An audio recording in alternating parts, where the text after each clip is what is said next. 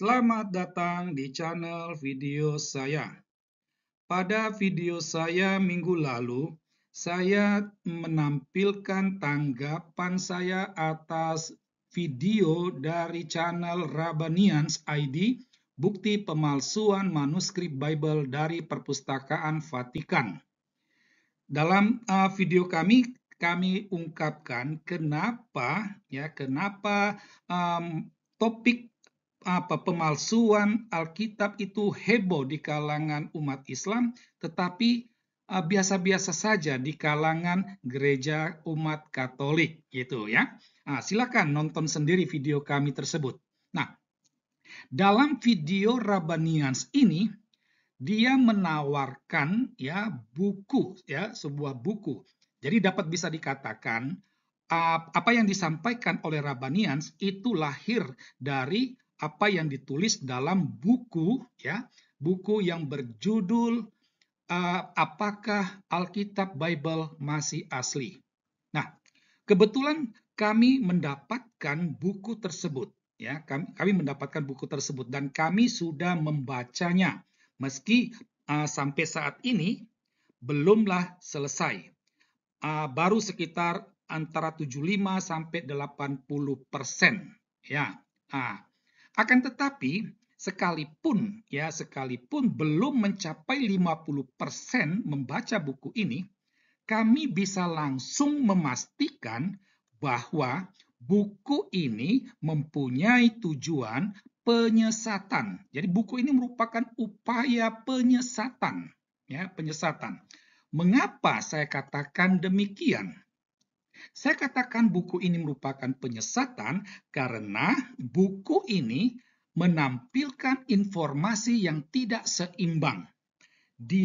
Penulis hanya menampilkan sisi-sisi negatif tentang Alkitab.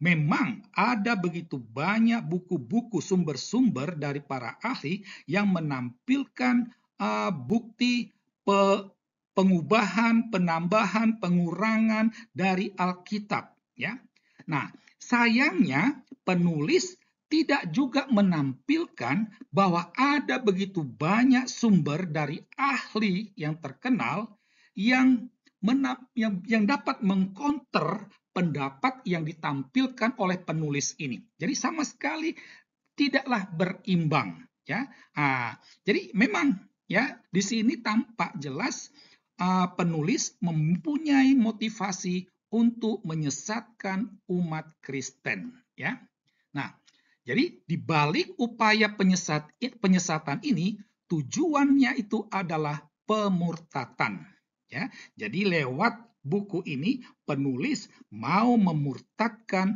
umat Kristiani. Namun kalau kita membaca dengan nalar akal sehat, kita menemukan ada begitu banyak celah cacat dalam buku tersebut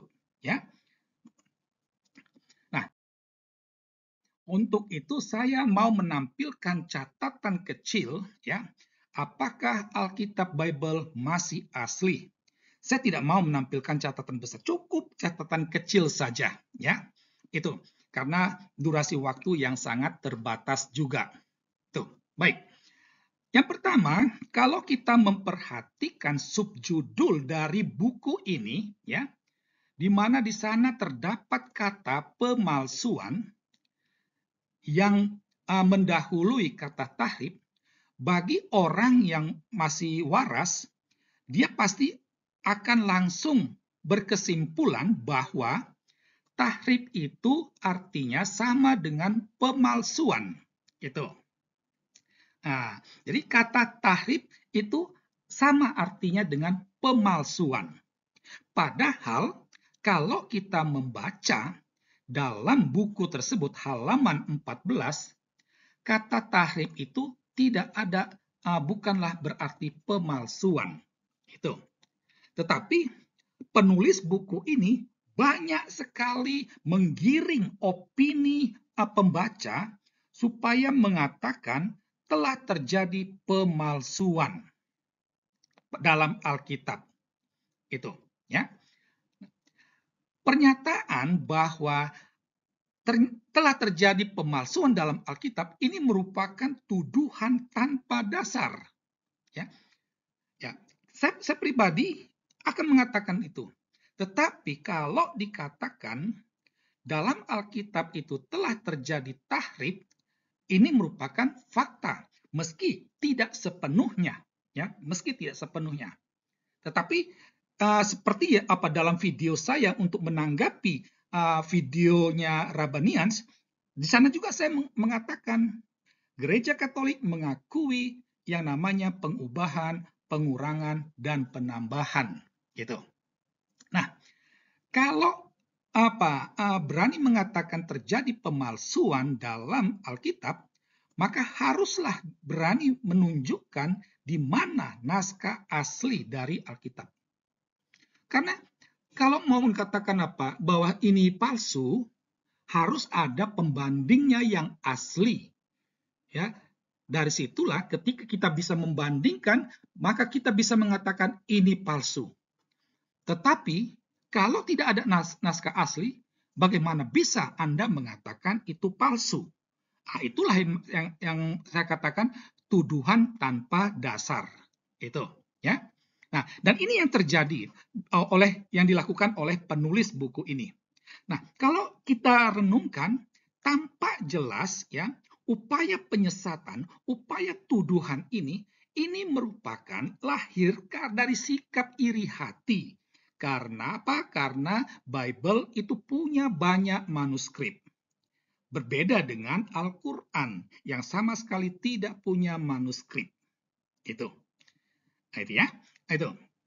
Nah, tapi untuk melawan Bible yang punya banyak manuskrip, penulis buku ini dia menampilkan pendapat Bart Ehrman yang mengatakan banyaknya manuskrip tidak menjamin keunggulan sebuah kitab.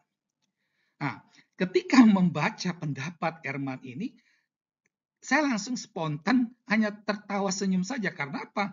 Pendapat Ehrman yang dikutip oleh penulis ini menjadi bumerang bagi Al-Quran.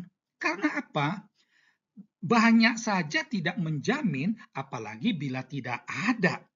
Itu. Ya kan? Al-Quran kan tidak punya manuskrip. Oleh karena itu bisa dipastikan jauh lebih dari keunggulan. Itu ya. Sama sekali tidak unggul. Karena yang banyak saja tidak unggul, apalagi yang tidak punya. Begitu. Nah, catatan lain yang dapat saya berikan itu, ya, kalau kita membaca dalam halaman 14, itu kata tahrif itu memiliki makna pengubahan, penambahan, pengurangan, penyelewengan. Nah, saya pribadi, kalau saya membaca Alkitab maupun tulisan-tulisan tentang Alkitab, saya berani mengatakan bahwa dalam Alkitab itu memang ada pengubahan, penambahan, pengurangan, tetapi tidak ada yang namanya penyelewengan. Penyelewengan itu terjadi pada kitab-kitab apokrif yang digunakan oleh Al-Quran. Gitu ya.